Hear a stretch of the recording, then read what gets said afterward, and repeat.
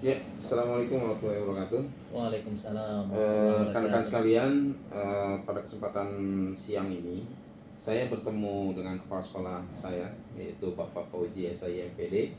Beliau kepala sekolah SMP Muhammadiyah 33 Jakarta.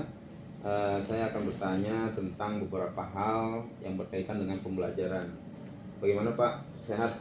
Ya, alhamdulillah. Alhamdulillah sehat ya. Pak Suad, ya, Baik Pak Pak, Suad. mungkin tidak lama-lama, saya langsung saja akan bertanya. Yang pertama yaitu kesulitan siswa dalam memahami materi yang disampaikan oleh guru. Apa Pak kira-kira penyebabnya? Ya, terima kasih Pak Suad. Dalam teori ilmu tarbiyah, ilmu pendidikan, itu ada istilah at-tariqatu ahammu minal madah wal mudarris ahammu minat tariqah wa ruhul mudarris ahammu minal mudarris gitu. Jadi metode yang disampaikan oleh guru itu lebih utama daripada materi gitu, lebih penting. Artinya bagaimana guru menyampaikan materi yang ada itu dengan metode-metode tertentu. Jadi mungkin syarat utama siswa itu bisa memahami suatu materi adalah dengan metode yang disampaikan oleh guru. Makanya kalau misalkan cara pengajaran guru itu kreatif, inovatif, kemudian menyenangkan, nah itu insya Allah siswa itu bisa lebih memahami, bukan dengan metode, bukan dengan mengajar dengan cara-cara seperti, bukan cuma dengan ceramah gitu. Jadi yang penting metode yang disampaikan itu ya sesuai gitu. Jadi artinya guru itu dalam mengajar itu memang harus ada persiapan, dan metode yang disampaikan itu harus bisa sampai ke anak gitu metodenya. Jadi bahwa yang paling utama dalam ilmu pendidikan adalah metode. Jadi guru harus punya metode dalam mengajar. Contohnya seperti apa kok metodenya? Ya, kita mungkin sering melaksanakan pelatihan. Ya, di antara metode mungkin dalam mengajar itu kan guru harus membuat perencanaan dalam perencanaan misalkan misalkan mulai dari persepsi, kemudian kegiatan inti sampai materi, sampai kemudian asesmen gitu kan. Itu kan yang ada dalam modul. Misalkan dalam kegiatan-kegiatan inti itu kan bukan hanya sekedar materi yang disampaikan, tetapi juga harus diiringi dengan mungkin ada energizer, ada ice breaking. Itu kan bagian-bagian dari kegiatan dalam pembelajaran, dan itu dilaksanakan.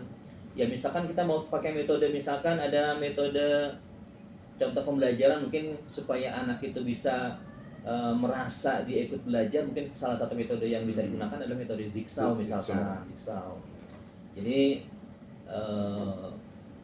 banyak model-model pembelajaran, atau misalkan dengan menggunakan sistem pembelajaran project. Jadi di mana anak itu bisa terlibat gitu dalam kegiatan pembelajaran, merasa terlibat dalam pembelajaran. Diskusi juga bisa ya, diskusi, metode diskusi. Artinya karena memang sekarang kita kan lebih bahwa peserta, apalagi di kurikulum merdeka, siswa itu ya istilahnya apa yang dimau siswa itu yang harus kita laksanakan. Artinya semuanya pembelajaran itu berpusat pada siswa, pada murid. Jadi guru itu ya nggak mesti harus dominan dalam kelas. Jadi justru yang harus lebih banyak aktif ya adalah siswa. Jadi apalagi sekarang kan pembelajarannya dengan siswa itu harus mencari tahu sendiri, bukan dikasih tahu. Jadi mungkin ketika ngomong, siswa diskusi di kelas, walaupun itu salah ya kita biarkan. Karena memang kita bukan, ya siswa itu ketika menyampaikan sesuatu nggak mesti harus dia benar, karena nanti siswa itu akan menemukan sendiri, dia akan menemukan oh ini salah, oh ini benar gitu. Jadi itu salah satunya mungkin di kurikulum merdeka, bagaimana siswa itu mencari sendiri, mencari tahu, bukan dikasih tahu. Makanya pembelajarannya pun harus diperbanyak project. Jadi nggak mesti harus materi habis sekian gitu Pak. Oke, baik, terima kasih Pak Fauzi. Mungkin berlanjut untuk menyemangati murid dalam pembelajaran. Nah, kalau kita lihat juga banyak dari murid itu kurang termotivasi, Pak. Nah, bagaimana cara memotivasi siswa agar semangat dalam mengikuti pembelajaran, Pak? Makanya dalam pembelajaran itu 5 menit di awal itu kita harus memberikan reviewing gitu ya, reviewing pembelajaran yang lalu. Mungkin kalau ada juga atau calling gitu ya, untuk mengingat gitu pembelajaran yang lalu apa. Kemudian salah satu dengan memotivasi siswa juga ya itu tadi dengan game, ice breaking, permainan ya. Itu mungkin itu salah satu cara untuk memotivasi. Tetapi mungkin banyak juga gitu ya cara memotivasi juga, mungkin dengan literasi. Di kelas-kelas juga harus dipasang kata-kata motivasi. Kemudian ketika guru di kelas itu baru masuk harus memberikan, misalkan ibarat kita menuangkan air gitu ya, menuangkan air ke gelas. Kalau kita mau menuangkannya sambil jalan dengan cepat, gelas itu kan ada yang masuk, ada yang enggak gitu ya. Tapi kalau kita tuangkan sedikit ke siswa, kita tanya, kurang nggak airnya gitu kan? Kurang, kita tuang lagi, itu kan akan masuk tuh air itu tuh. Nah, begitupun dalam pembelajaran, mungkin di awal kita sambut siswa, halo, apa kabar? Jadi ada hubungan personal antara guru dengan siswa, itu harus ada hubungan personal, Pak. Jadi dengan hubungan personal itu secara individu, bagi kita tanya bagaimana kabarnya, itu anak itu merasa diapresiasi. Dengan seperti itu dia akan termotivasi gitu, Pak. Ya, selanjutnya Pak, pertanyaan yang ketiga ini mengenai literasi dan numerasi. Nah, dari hasil yang saya analisis, identifikasi bahwa siswa itu kurang dalam literasi dan numerasinya. Mengapa Pak? Kira-kira menurut Bapak seperti apa? Ya, saya juga tidak memungkiri kalau memang khususnya di sekolah kami juga, di sini sekolah kita, memang literasi anak itu masih rendah gitu ya. Daya nalarnya membacanya itu masih rendah. Nah, ini memang jadi PR kita juga ke depan. Makanya sekarang sudah kita mulai program literasi numerasi. Insya Allah nih kita akan adakan misalkan pojok-pojok baca, walaupun sudah ada tapi banyak yang belum berjalan. Kemudian kegiatan mungkin nanti ke depan kita akan adakan literasi, mungkin ini untuk memotivasi juga, bercerita ya Pak ya, bercerita. Walaupun kita sudah ada kegiatan literasi itu di masjid, anak-anak itu sudah mulai mau tampil ke depan. Pembiasaan itu anak tampil untuk berpidato. Kemudian mungkin ke depan dari buku yang dibaca, kita sih berharap anak itu bisa bercerita. Atau misalkan anak itu bercerita tentang cita-citanya, hobinya, itu juga salah satu kegiatan literasi. Jadi ya memang kita masih dalam proses Pak ya, dalam proses. Insya Allah pemasangan literasi numerasi akan kita pasang nih secepatnya nih, sudah kita buat. Insya Allah mungkin minggu ini kita pengen sekolah kita itu tampilannya numerasinya itu sudah mulai sudah mulai terpasang.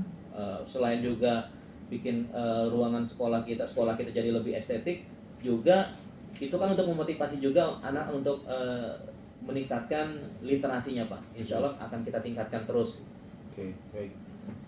Selanjutnya mengenai penggunaan teknologi Pak. Nah, kalau kita lihat teknologi sekarang ini kita dibutuhkan sekali ya, anak-anak kan memang harus tahu ya. Nah, kalau kita lihat di sekolah kita ini untuk teknologi sepertinya anak-anak kurang. Nah, bagaimana Pak cara agar anak-anak itu bisa menggunakan teknologi di sekolah kita? Ya, teknologi itu ya suatu keniscayaan. Itu yang sudah pasti, zaman ini berubah dan teknologi ini terus berkembang. Sekarang mungkin sudah canggih ya Pak ya. BBM hilang, diganti dengan Android semakin berkembang, dan nanti kan semakin terus berkembang lagi, tidak ada batasnya. sekarang mungkin zamannya EA ya, artinya teknologi EA. itu ya memang harus kita tingkatkan, dan seorang siswa itu ya harus meningkatkan kompetisi dalam hal teknologi gitu. Nanti ya kita juga kan sekarang kayak kemarin pun kita sudah melaksanakan ANBK kita dengan online, alhamdulillah lancar. Kemudian sarplasnya pun kita bisa, dan itu bisa dipakai oleh siswa insya Allah gitu. Artinya kalau ada pembelajaran misalkan terkait literasi, anak mencari materi, itu boleh kita pakai ruangan itu. Itu artinya mungkin satu komputer itu buat berdua, itu insya Allah bisa kita buka nanti, karena memang teknologi itu terus berkembang dan anak harus terus meningkatkan kemampuannya dalam hal teknologi. Cuma kita bagaimana kita bisa mengarahkan. Ya, bahkan kita pun sekarang di sini ada e-sport kan, e-sport. Tujuannya kan kita untuk mengarahkan anak. Artinya mereka punya hobi tapi diarahkan gitu supaya tidak ada hal-hal yang negatifnya. Begitupun dengan kemampuannya dalam teknologi, bagaimana ibarat sebuah mata pisau itu kan ya bisa digunakan untuk hal yang negatif, bisa juga untuk digunakan untuk hal yang positif. Pisau itu tajam, bisa dipakai buat membunuh dan sebagainya, tapi juga bisa dipakai untuk hal-hal yang baik. Mungkin bisa motong bawang, motong itu kan menggunakan mata pisau itu, pisau. Jadi artinya tetap kita tingkatkan terus teknologi, dan juga guru Pak, mungkin bukan hanya murid aja. Guru pun nggak boleh ketinggalan. Guru nggak boleh ketinggalan dari siswa dalam hal teknologi dan informasi. Jadi mungkin sekarang zamannya EA, kita ya apalagi ini membantu dalam dunia pendidikan juga membantu. Nah ini harus kita manfaatkan terus gitu. Baik, terima kasih Pak Fauzi. Mungkin pertanyaan satu terakhir, yaitu kalau kita lihat, kita sering melihat anak-anak itu telat dalam belajar, masuk ke kelas. Nah, apa yang harus kita lakukan Pak untuk menanggulanginya? Ya, anak telat dalam datang ke sekolah gitu ya Pak ya. Datang ke sekolah, masuk ke kelas. Ya, memang ini juga harus kita berikan pemahaman ke anak bahwa memang syarat seorang itu sukses itu kan disiplin ya Pak ya. Yeah. Tidak akan sukses kalau dia tidak disiplin. Ya disiplin salah satunya ya disiplin kehadiran. Ya, tapi memang kita juga sudah melakukan kita tidak ada istilah mungkin hukuman-hukuman, maksudnya kita kalau ada yang terlambat kita berikan hukuman ataupun sanksi, tapi yang edukatif, apakah dia itu baca Al-Quran atau menghafal surat-surat tertentu. Tapi memang diantara kenapa itu mereka suka terlambat itu ya mungkin diantaranya ya karena memang jarak ya Pak ya, jaraknya mungkin yang jauh. Kemudian ya walaupun ada juga beberapa siswa yang kurang disiplin, ada yang saya tanya kenapa kamu telat gitu ya. Itu Pak tadi saya nggak ada yang nganter, kemudian dia naik angkot ya Pak ya. Sementara nunggu angkot tuh lama kalau di sini Pak. Memang kan di sini transportasi ke sini agak susah. Agak susah transportasinya. Jadi kita terus memberikan pemahaman ke orang tua supaya ya, karena memang kalau di rumah kan itu yang punya tanggung jawab itu orang tua ya Pak, bukan tanggung jawab orang tua. Bagaimana dia mendisiplinkan anaknya, karena orang tua adalah gurunya di sekolah. Gurunya di rumah. Kalau di rumah kan guru nih, guru sebagai orang tuanya, kita memberikan arahan-arahan itu ya kita sebagai orang tua gitu. Itu aja mungkin Pak. Baik, terima kasih Pak Fauzi yang telah memberikan jawaban-jawaban yang luar biasa. Sekali lagi saya ucapkan terima kasih, mudah-mudahan dapat memenuhi tugas saya di PPD. Semoga sukses Pak ya. Amin, terima kasih. Pak, terima kasih. Assalamualaikum warahmatullahi wabarakatuh. Waalaikumsalam. Terima kasih Kang Irfan. Assalamualaikum.